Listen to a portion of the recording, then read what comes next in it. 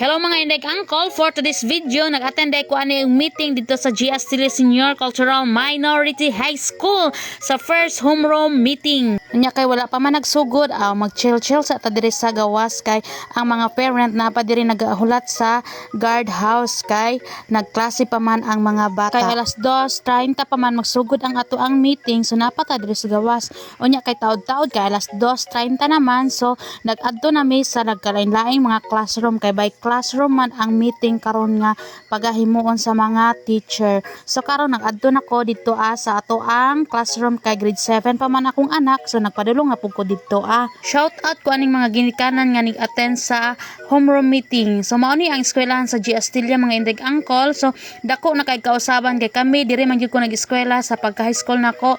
So dako na kay kausaban mga inday uncle kay kani nga eskwelahan is nindot na gyud kaayo. Kasagarang mga ginikanan diri sa una diri pud sila nang eskwela, karon ang ilahan na yung mga anak ang nag-eskwela diri. Shout out ko aning mga estudyante diri sa G. Astilla kay nag-ingon sila nga i-appeal daw nako sila silang vlog. So for the go. Unya kay naglibog pa gyud ko diha kung asa ang grade 7. Unya kay nakit-an man ako akong anak, diha na lang po ko nagpadulong. That's all for today's video. Daghang salamat sa pagtan-aw mga inday uncle. Bye.